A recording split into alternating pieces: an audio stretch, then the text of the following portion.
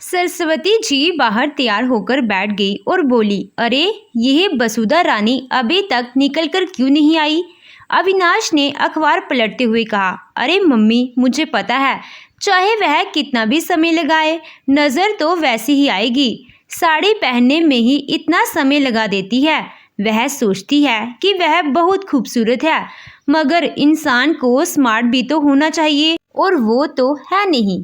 कि ननद पद्मिनी भी बाहर आकर बोली कि अरे आज अंदर ऐसा क्या हो रहा है जो तुम्हारी बीवी अभी तक तैयार नहीं हुई।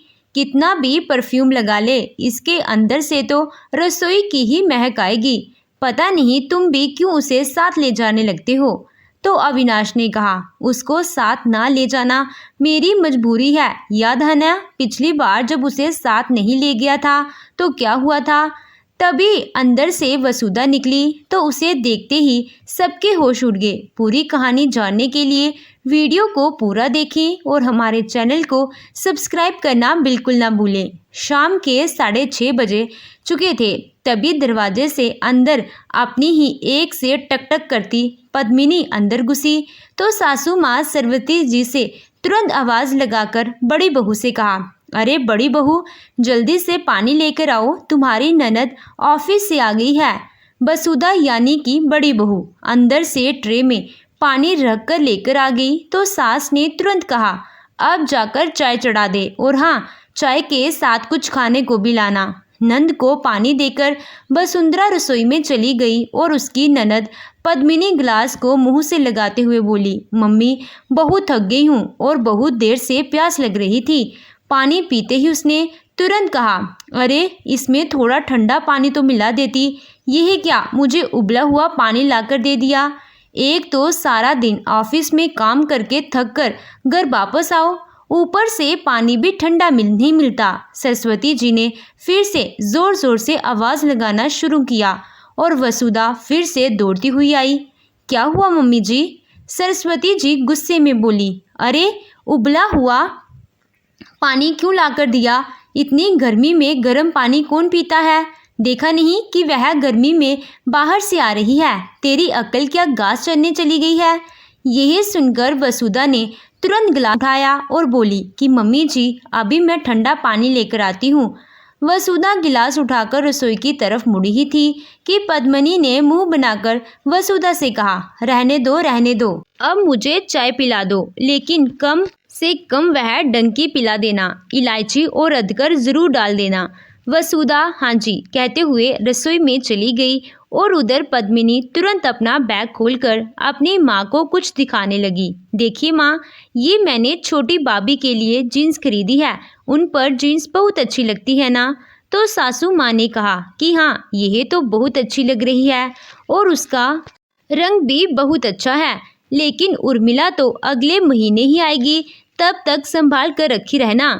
रसोई में काम करती वसुधा देख रही थी कि उसकी देवरानी के लिए उसकी ननद एक जीन्स खरीद कर लाई है, लेकिन उसके लिए एक रुमाल भी नहीं खरीदा, जबकि सारा घर वही संभालती है। हर एक की आवाज़ पर वही भागती है, लेकिन आखिर क्यों उसे परिवार में इतनी अहमियत नहीं दी जाती।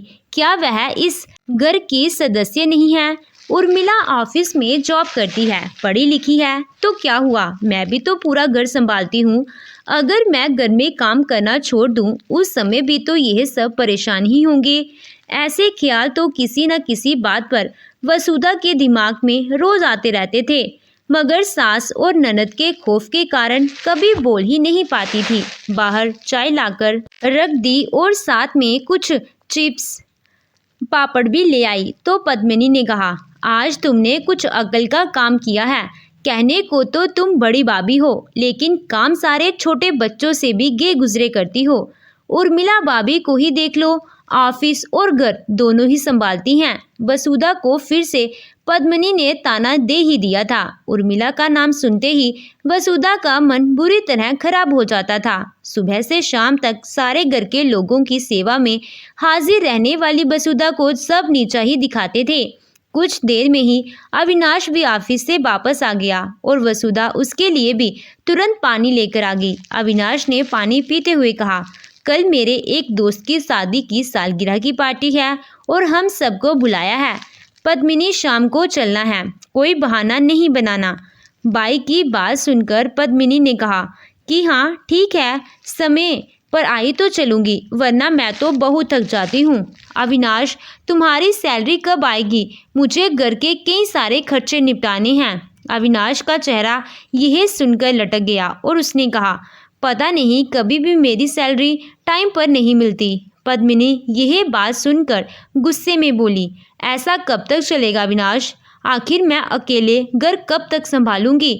उर्मिला भाभी की तरह तुम्हारी बीवी से भी नौकरी नहीं करवा सकते, क्योंकि वह तो अनपढ़ के बराबर है। तुम्हारी सैलरी भी इतनी नहीं है।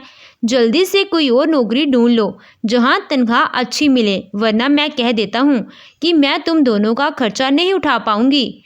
यह बात सुनकर अविनाश सिर झुकाकर बैठा रहा तो सरस्वती जी ने कहा, अरे ढूंढ लेगा, चिंता क्यों करते हो? ओ वसुधा रानी, कल अच्छे से तैयार हो जाना, गवार बनकर कहीं हमारी बेइज्जती मत करवा देना। अरे पद्मिनी, तू ही इसको तैयार कर देना। पद्मिनी ने मुंह बनाकर कहा, मम्मी आप मुझसे बेकार की बातें मत करो, मुझे यह फालतू के काम बताकर क्यों मेरा सिर दर्द कर रही हो? वसुधा चुपचाप खड़ी अपने बारे में यह सब सुन रही थी। फिर चुपचाप वहां से जाकर रसोई में अविनाश के लिए चाय बनाने लगी। रात के समय वसुधा अलमारी में से साड़ियां निकाल निकाल कर देखने लगी और अविनाश से पूछने लगी कि कल कौन सी साड़ी पहनना सही रहेगा। अविनाश ने आंख निकालकर वसुधा से कहा, तुम्हारे पास कोई ढंग की ड्रेस तो है नहीं, बस यह साड़ी पहन लेती हो और मेरी अम्मा लगती हो। कल भी ऐसे तैयार होकर चल दोगी? अरे इन पार्टियों में कोई साड़ी पहनकर थोड़ी जाता है।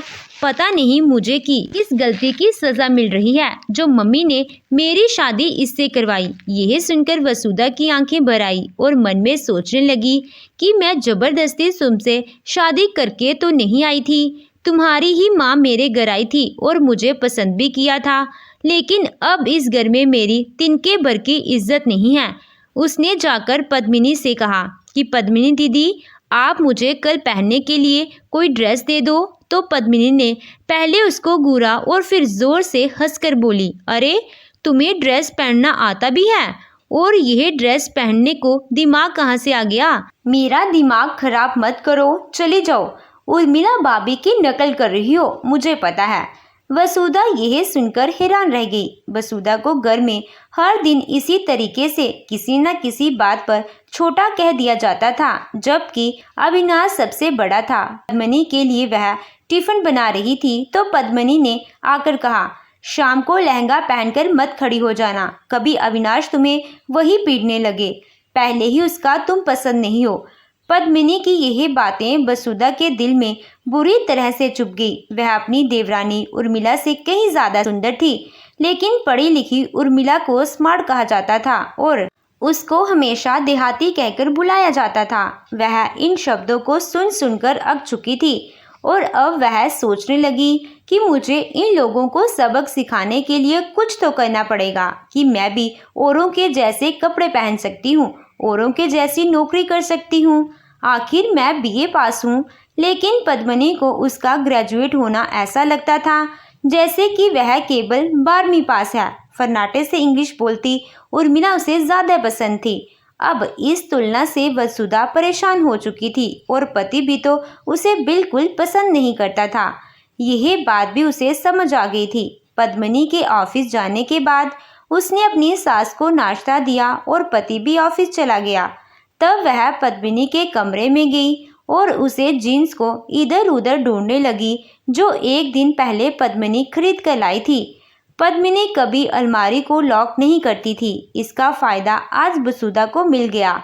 उसने तुरंत वह जीन्स निकाली और सरस्वती जी की नज़र से बचकर अपने कमरे में ले आई। उसने कमरे में वह जीन्स पहन ली और खुद को शीशे में देखा तो सोचा, अरे उर्मिला से कहीं कम नहीं लग रही हूँ। खुद को शीशे में बार बार देखकर उसका दिमाग कुछ प्लान बनाने लगा। उसने सोच लिया कि वह अब सबको कुछ ऐसा करके दिखाएगी जिससे सबके होश उड़ जाएंगे और जिसकी किसी ने कभी कल्पना भी नहीं की होगी। वसुधा को सिलाई आती थी और उसने पास सिलाई मशीन भी थी। सिलाई सीख चुकी वसुधा आज अपने हुनर को याद कर कुछ करने की धुन में थी और अपनी अलमारी को खंगाल रही थी। सासू माँ आई और बोली, अरे क्या कर रही है, चल मुझे शिकंजी बना कर दे। तभी सासू माँ की नज़र सिलाई मशीन पर पड़ी तो वह बोली, अरे अब क्या करने लग गई, पता नहीं आज कौन सा नुकसान करने वाली है। अरे तुझे कुछ आता भी है या फालतू ही घर से ये मशीन लेकर आ गई। मैंने तो तुझे कभी फटे कपड़े के अलावा कोई और कपड़ा सिलते नहीं देखा। वसुधा ने अपनी सास से नहीं कहा कि उसमें भी एक हुनर है, बस उसको दिखाने का समय नहीं मिलता क्योंकि घर का काम कम नहीं है। और पहले तो उर्मिला भी यही करती थी, जो घर का काम ना करना पड़े, इस कारण दूसरे शहर में चली गई। सासू माँ तो बाहर जाकर बैठ गई और वसुधा शिकंजी देकर फिर से सिलाई मशीन पर कुछ करने लगी। शाम के 7 बजने को आए तो सासू माँ की आवाज़ आई कि अरे आज पूरा दिन हो गया, पता नहीं इसमें क्यों घुसी हुई है, अब चाय देगी या खुद बनानी पड़ेगी। वसुधा ने अपनी सास को चाय बनाकर दी और घड़ी देखते हुए वापस काम में लग गई क्योंकि उसे पद्मिनी के आने से पहले सारा काम पूरा करना था। उसने 6 बजे तक अपना सारा काम खत्म किया और पूरा कमरा साफ करके ऐसा कर दिया कि जैसे यहाँ पर कुछ हुआ ही नहीं। पद्मिनी आई तो उसने चाय बनाई। पद्मिनी ने वसुधा को तिरछी नज़र से देखते हुए कहा, जाने की तैयारी ठीक से की भी है कि गवार बनकर ही जाना है। पढ़े लिखे लोगों की महफिल में साड़ी का घूंघट करके मत चली जाना, अगर आज स्मार्ट नहीं लगी तो घर छोड़कर चले जाएंगे। सासू माँ ने भी वसुधा की तरफ देखा और कहा, शहर में जाकर हर देहाती इंसान के रंग ढंग बदल जाते हैं, लेकिन एक हमारी बहू है जिसे आज तक शहर के तौर तरीके नहीं आए। वसुधा मन ही मन सोचने लगी कि इन लोगों ने ही तो मुझे ऐसा बांध कर रखा है कि मैं कुछ और कर ही नहीं पाती। मैं भी जीन्स पहनना चाहती हूँ, ड्रेस पहनना चाहती हूँ, लेकिन आज तक मुझे साड़ी से आगे बढ़ने नहीं दिया गया। लेकिन फिर भी मुझे ही सुनाया जाता है, कोई घर में आ जाए तो मम्मी जी सिर पर से पल्लू नहीं उतरने देती, और अब कह रही हैं कि मैं घूंघट करके जाती हूँ। इंसान को इतना भी दोगला नहीं होना चाहिए। लेकिन अब मैं इनको आईना दिखा कर रहूँगी। कुछ देर बाद अविनाश भी आया और चाय पीने के बाद बोला, वसुधा तुम तैयार हो जाओ और पद्मिनी तुम भी, क्योंकि तुम लोगों को समय लगता है। वसुधा तो साड़ी ही 1 घंटे में पहन पाती है। वसुधा एक बात कान खोलकर सुन लो, वहाँ किसी से भी बात करने की ज़रूरत नहीं है। अगर वहाँ तुमने मुंह खोला तो मुझसे बुरा कोई नहीं होगा। मैं तुम्हें घर में जेल रहा हूँ, वही बहुत है। यह सुनकर वसुधा का मन रोने को हो गया। वह अविनाश को चाहती थी, मगर अविनाश उसको नहीं चाहता था। उसने बहुत कोशिश की थी कि अविनाश के दिल में अपने लिए प्यार पैदा कर सके, मगर सासू माँ हमेशा बीच में खड़ी रहती थी। अविनाश के अनुसार वह कभी सज संवर नहीं पाई, क्योंकि सासू माँ कहती थी, अरे यह गांव की लड़की जीन्स पहनेगी तो हमारी और भी बेइज्जती करवाएगी। उर्मिला को देखो, कितने अच्छे तौर तरीके से पश्चिमी कपड़े पहनती है। अरे इनको पहनने का भी तरीका होता है। वसुधा तिल मिलाकर रह गई और सोचने लगी, आज सासू माँ आपको वह नजर आएगा जिसकी आपने कल्पना भी नहीं की होगी, और अगर मुझे किसी ने रोका तो मुझसे बुरा कोई नहीं होगा। वसुधा ने पूरी तरह सोच लिया था कि आज वह हर बंधन से खुद को आज़ाद करके रहेगी। पद्मिनी और सरस्वती जी तैयार होने चली गई। दूसरी तरफ अविनाश भी तैयार होने लगा। अविनाश तैयार होकर बाहर बैठ गया और बोला, अब तुम जल्दी से तैयार हो जाओ और याद रखना कि जोकर मत बन जाना। वसुधा ने अविनाश के जाने की बाद दरवाज़ा बंद कर लिया और कमरे में तैयार होने लगी। वसुधा ने किसी वीडियो को देखकर बहुत अच्छा सा हेयर स्टाइल बनाया जो वाकई बहुत खूबसूरत लग रहा था, और फिर उसने अपना मेकअप किया। वसुधा तो पहले ही खूबसूरत थी, मगर उसकी खूबसूरती से पद्मिनी कहीं ना कहीं जलती थी। आज वसुधा उसे खूबसूरती को उभारने में लग गई थी। उधर सरस्वती जी बाहर तैयार होकर बैठ गई और बोली, अरे यह वसुधा रानी अभी तक निकल कर क्यों नहीं आई? अविनाश ने अखबार पलटते हुए कहा, अरे मम्मी मुझे पता है, चाहे वह कितना भी समय लगाए नज़र तो वैसी ही आएगी। साड़ी पहनने में ही इतना समय लगा देती है। वह सोचती है कि वह बहुत खूबसूरत है, मगर इंसान को स्मार्ट भी तो होना चाहिए, और वो तो है नहीं। पद्मिनी भी बाहर आकर बैठ गई और बोली कि अरे, आज अंदर ऐसा क्या हो रहा है जो तुम्हारी बीवी अभी तक तैयार नहीं हुई? कितना भी परफ्यूम लगा ले, इसके अंदर से तो रसोई की महक आएगी। पता नहीं तुम भी क्यों उसे साथ ले जाने लगते हो। तो अविनाश ने कहा, उसको साथ ले जाना मेरी मजबूरी है। याद है ना, पिछली बार जब उसे साथ नहीं ले गया था तो क्या हुआ था? उसने अपनी माँ को बता दिया था कि उसकी पार्टी में नहीं लेकर गए हैं, तो उसकी माँ ने सीधे मुझे फोन किया। ये सुनकर पद्मिनी बोली कि तो तुम उसकी माँ से डरते क्यों हो? तब अविनाश ने कहा, अरे इसीलिए डरना पड़ता है क्योंकि उनके घर बंटवारा होने वाला है और यह अपने पापा की 2 बेटियां हैं, तो वसुधा के हिस्से में जरूर कुछ ना कुछ आएगा। अगर लड़ाई रखूंगा तो कुछ नहीं मिलने वाला। और अच्छा है वह तो वसुधा थोड़ा दबकर रहती है, वरना पता नहीं क्या होता। पद्मिनी ने मुंह बनाकर कहा, वह सब तो ठीक है, अब महारानी से यह तो पूछो कि निकल कर कब आएगी। हम सब कब से उसका इंतजार कर रहे हैं। अविनाश ने दरवाजे के बाहर जाकर जोर जोर से वसुधा को आवाज देना शुरू किया। अरे वसुधा, चलना नहीं है क्या? कहीं इतना जोकर तो नहीं बनी है कि लोग तुम पर हंसने लगे। जल्दी से बाहर आओ, अब देर हो रही है। अंदर कमरे में बंद वसुधा ने आखिरी बार शीशे में खुद को देखा और कहा, आज मुझे देखकर मेरे पति के होश सच में उड़ने वाले हैं। इन्होंने मुझे ऑफिस वाली लड़कियों से कम समझा था। आज पता चलेगा कि मुझ में हुनर कौन सा है। इसके बाद वसुधा ने दरवाज़ा खोल दिया। जैसे ही वह कमरे के दरवाजे से बाहर आई तो अविनाश का मुंह उसको देखकर खुला का खुला रह गया। उसकी नज़र वसुधा पर से हट ही नहीं रही थी। पद्मिनी और सास सरस्वती जी ने जब वसुधा को देखा तो उन्होंने तो दांतों तले उंगली दबा ली। वसुधा ने जीन्स के ऊपर एक टॉप पहना जो उसने खुद सिल कर तैयार किया था और बहुत सुंदर लग रहा था। फिर उसने ऊपर एक नेट का लंबा श्रग पहन लिया जो उसके लुक को और भी स्मार्ट बना रहा था। इतनी खूबसूरत आज से पहले वह कभी नहीं लगी थी। मेकअप से लेकर हेयर स्टाइल सब कुछ लाजवाब था। पद्मिनी ने देखकर सबसे पहले कहा, यह जीन्स तो मैं उर्मिला भाभी के लिए लाई थी। तुम्हारी इतनी हिम्मत कि तुमने पहन ली। वसुधा भी जवाब दिया, मैंने आपसे ड्रेस मांगी थी और आपने नहीं दी। बाद में मुझे ये जीन्स याद आई जो कि आप उर्मिला के लिए लाई थी। इसको मैंने अपना गिफ्ट समझकर रख लिया क्योंकि वैसे भी आप मेरे लिए तो कुछ लाती नहीं हो, हमें उर्मिला के लिए ही लाती हो। मगर देखो मुझे यह फिट आई है। इस बात को सुनकर तो जैसे पद्मिनी के मुंह पर ताला ही लग गया और वह अविनाश के सामने कुछ बोल नहीं पाई क्योंकि बाकी वसुधा जीन्स पहनकर बहुत अच्छी लग रही थी। इसके बाद वसुधा ने अविनाश की तरफ देखा और कहा, हमें तो देर हो रही थी ना, चलिए चलते हैं। अगर आप कहें तो मैं कपड़े बदल देती हूँ। अविनाश ने कहा, नहीं ठीक है चलो, अब देर हो रही है। वसुधा अभी अपने पति की प्यार भरी नज़र के लिए तरस रही थी। वह अपने पति से अपनी तारीफ सुनना चाहती थी, लेकिन अविनाश तो बार बार उस पर से अपनी नज़र हटा रहा था। गाड़ी में सब बैठ गए, लेकिन वसुधा हमेशा की तरह पीछे बैठ गई। पूरे रास्ते अविनाश उसको बैक व्यू मिरर्स में ही देखता रहा और जब सब लोग पार्टी के वेन्यू पर पहुंचे तो अविनाश आज पहली बार वसुधा का हाथ पकड़कर अंदर गया। अविनाश के हाथ पकड़ने से वसुधा के अंदर एक सिरहन सी दौड़ पड़ी। पहली बार सबके सामने अविनाश ने इस तरह उसका हाथ पकड़ा था। उसके सारे दोस्त उसके कान में कह रहे थे कि यार तेरी वाइफ तो बहुत सुंदर है, और यह सब वसुधा भी देख रही थी।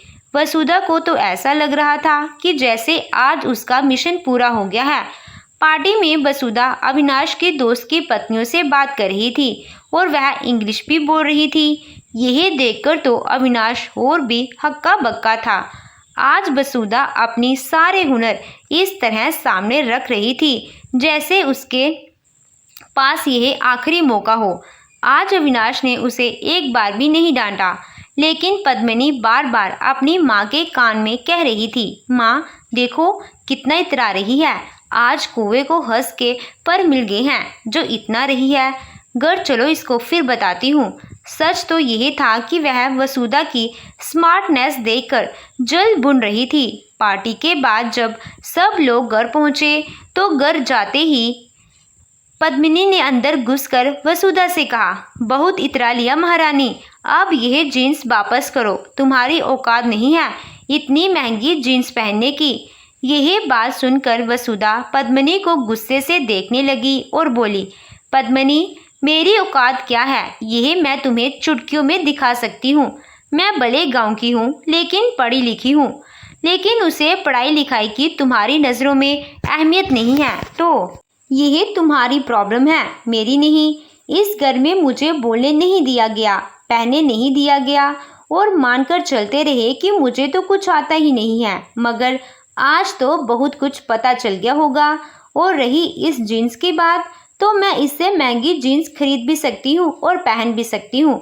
अभी तक मैं मम्मी जी का सम्मान करती थी और उनके आदेश के आगे कुछ नहीं करती थी, मगर अब बहुत हो गया। अब मैं वही करूँगी जो मुझे अच्छा लगेगा। इसमें अगर तुम लोग साथ दे सकते हो तो ठीक है, और अगर नहीं देना चाहते हो तो मुझे फ़र्क भी नहीं पड़ता। यह सुनकर सरस्वती जी वसुधा को फटी आंखों से देखती रह गई, लेकिन मुंह से एक शब्द भी नहीं कह पाई। वसुधा ने यह कहकर गुस्से से अविनाश की तरफ देखा और कमरे में चली गई तो उसे अविनाश की आवाज़ आई, पद्मिनी तुम क्यों वसुधा के पीछे पड़ी हो? अरे उस जीन्स के पैसे मैं तुम्हें दे दूंगा, और खबरदार जो तुमने उसे अब कभी देहाती कहा। मैंने देख लिया आज कि वह क्या है। मुझे तो शर्म आ रही है अपनी सोच पर कि आज तक मैं उसे गलत समझता रहा, जबकि वह किसी से कम नहीं है। और एक बात कान खोलकर सुन लो कि वह तुम्हारी बड़ी भाभी है। अगर इज्जत कर सकती हो तो ठीक है, वरना उर्मिला भाभी के पास चली जाओ। अविनाश की ये बात सुनकर पद्मिनी उसे फटी आंखों से देखती रह गई और अविनाश कमरे में चला गया।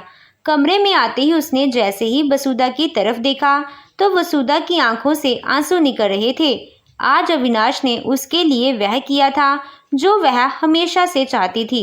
अविनाश ने उसे रोते देखकर उसके आंसू पोंछे और कहा कि मेरी गलतियों को माफ़ कर दो वसुधा, मैं तुझ में हमेशा कमी ढूंढता रहा, लेकिन आज मेरी आंखों पर से पर्दा उतर गया। उसने रोती हुई वसुधा को गले से लगा लिया। तब वसुधा उसे धीरे से कहा, मैं हमेशा से बुटीक खोलना चाहती थी लेकिन मौका नहीं मिला।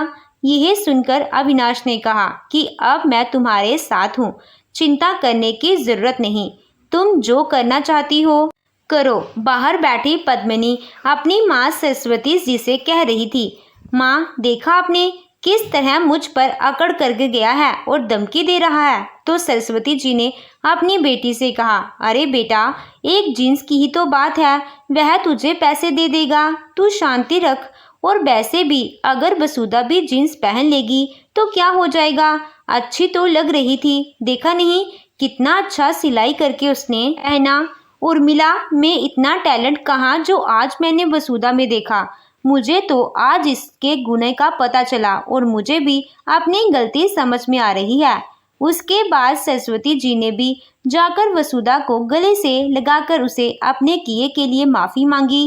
इस तरह घर का तनाव भरा माहौल बहुत सुखद हो गया और धीरे धीरे पद्मिनी का स्वभाव भी चेंज होने लगा, क्योंकि वसुधा अब अपनी कॉलोनी में बुटीक वाली के नाम से जानी जाती थी। वह घर पर ही सिलाई का काम कर रही थी, जिसमें अविनाश उसका साथ दे रहा था और वह आगे बढ़ रही थी। उसके एक कदम ने ही उसकी जिंदगी बदल दी।